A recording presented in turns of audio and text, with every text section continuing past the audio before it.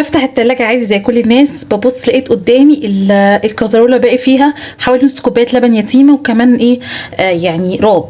هسيبه بقى واعتقد وجهي؟ لا ابدا، لازم اعمل بيه حاجة تحفة. تعالوا بقى اوريكم شوية دقيق هنحول اللبن ده لحاجة حلوة قوي، حلو وحادق كمان بنفس نص كوباية اللبن دي. يلا نبتدي. بسم الله الرحمن الرحيم. اول حاجة بقى ايه، حطيت الدقيق بتاعي كده يعني كروكي، ما عايرتش بصراحة، فهو حوالي كوبايه ونص كده ايه دقيق.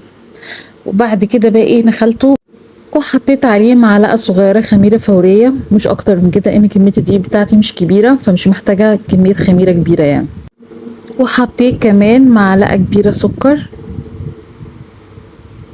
ومرضتش اكتر في السكر عشان هعمل منه حلو حادق. لو انا هعمل حلو بس كنت هحط كمان معلقه سكر، بس عشان هعمل منه كمان حادق فمعلقه كبيره واحده كفايه.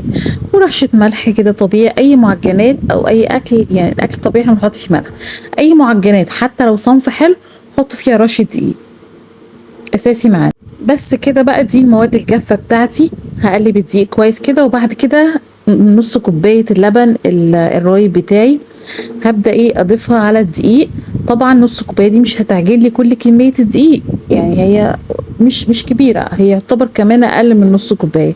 بعد كده في نفس الكازرول حطيت شويه ميه عادي، يعني دفيتها حاجه بسيطه جدا على البوتاجاز بسرعه كده، يا دوب اقل من دقيقه تبقى دافيه، بس عشان الخميره بتاعتي ايه تشتغل اسرع يعني. لكن حتى لو بارده العجينه الخميره برضه هتشتغل، بس الاسرع انها تبقى دافيه شويه.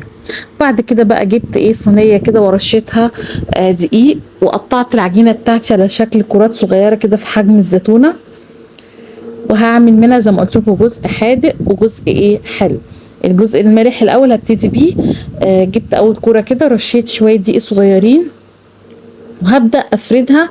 انا عايزه اعملها بطريقه الزلابيه، او مش عارفه بيسموها ايه، اللي هي احنا بالنسبه لنا في الترجمه انا بشوفها زلابيه، بس هي في الشكل اللي احنا معتادين عليه فهي سمبوسه او سمبوسه. فانا اعملها بطريقه اللي هي الاسيويه. بصوا بنقفلها كده، وبعد كده بنزقها شويه كده، هتلاقي عندك الجنبين دول يعني جم كده ايه شويه على جنب، ايه تروحي تلميهم بصباعك تاني، وهكذا تفضلي تطلعيها لقدام وتفضلي بقى ايه تضمي.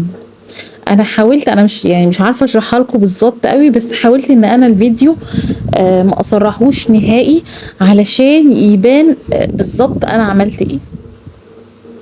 بس كده شكلها حلو جدا يعني، ظريفه ولذيذه. انا بحاول اتقنها، وانا طبعا لسه مش بطلعها زيهم يعني، انا تاني تجربه ليا، بس ان شاء الله لما اكون اتعودت عليها. انا بحب شكلها جدا لما بشوفها، لما اكون اتعودت اكتر ان شاء الله اطلعها كمان شكلها احلى يعني. ولو عملتها بشكل احلى برضه هوريها لكم باذن الله. انا عايزه مره ان شاء الله ابقى اجربها لكم بالحشوات اللي هما بيحطوها فيها اصلا، وبالطريقه بتاعتهم كامله يعني، باذن الله ابقى اعملها معاكم.